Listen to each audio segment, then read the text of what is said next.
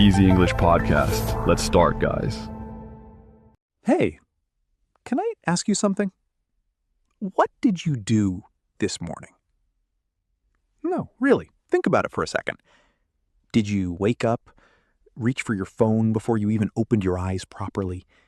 Did you scroll through messages, news, videos, and then suddenly realize, wait, it's already been 40 minutes? Oh, wow. Starting strong today. But honestly, yeah, that's me. That's completely me. And here's the thing. We don't even notice it, right? The morning just slips away, like water through your fingers. And you're left thinking, I had plans. I was going to do something today. But somehow, the day already started without you. That actually hurts a little. I know. Me too sometimes. But here's what's interesting. The morning is actually one of the most powerful parts of your day for learning English. Not because some textbook says so, but because of how your brain works when you first wake up. And today, we're going to talk about that. Welcome to Practice Easy English, the podcast where we talk, laugh, share stories, and help you grow your English naturally. No pressure, no stress, just a conversation between friends. I am Sarah. And I'm Leo. And if you're new here, hey, really glad you found us. This show is for people who want to improve their English, not by studying grammar rules for hours, but by listening, feeling, and connecting with real language. And if you've been with us for a while, welcome back. Grab your coffee or your tea or whatever you're drinking right now. Get comfortable. Because today's episode is one I've been really looking forward to. Same. Today we're talking about mornings. Specifically, how a simple morning routine can quietly, slowly, but very really change your English. And not just your English, honestly. It might change how you feel about yourself as a learner. That's a big promise. Let's see if we can deliver it. Okay, so morning routines. Everybody talks about them, right? Wake up at 5 a.m., do yoga, drink lemon water, change your life. Oh yes, the Instagram version of mornings.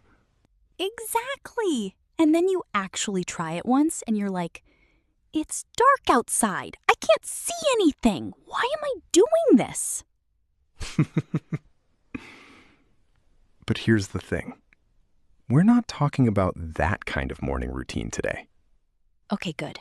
Because I really like sleeping. We're talking about something much smaller, much gentler.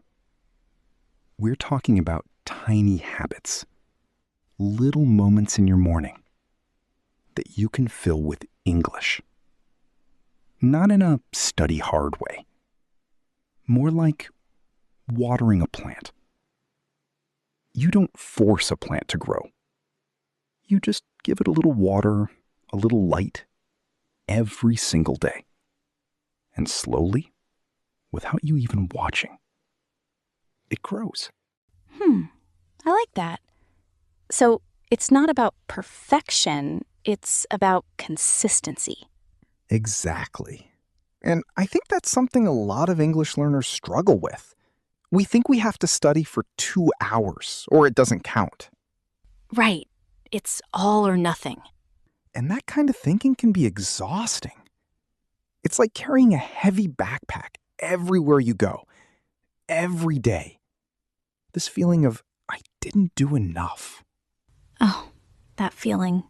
I know that feeling so well. Even outside of English learning, just in general life. The pressure to always be doing more. And we want to let that go today. Because the truth is, small things, done with intention every morning, they work. They really do. So let's talk about actual habits, practical things. The first one is so simple, it might sound almost too simple. I love those. What is it? Change your phone or your alarm to English. Oh, wait, that's actually really clever. Think about it. The very first thing you interact with every morning, your alarm. What does it say right now? Probably in your language, right? Snooze, stop, whatever. Mine says something like, ugh, too early. Beautiful. But imagine if instead, when you turn off your alarm, you read the English words on your screen. The time, the date, the weather. Small things, but your brain is seeing English before it even fully wakes up. That's like a warm-up for your English brain. Like stretching before exercise. Exactly. And then you can go one step further. Some people set their alarm label as an English sentence. Like instead of just 7 a.m., you write something like, "Good morning. Today is a new chance." Oh, wow, that's actually really sweet. Or if you want to be funny about it, Mine would say, you have to wake up now, I'm so sorry. that's perfect, actually. And it's English, so it counts.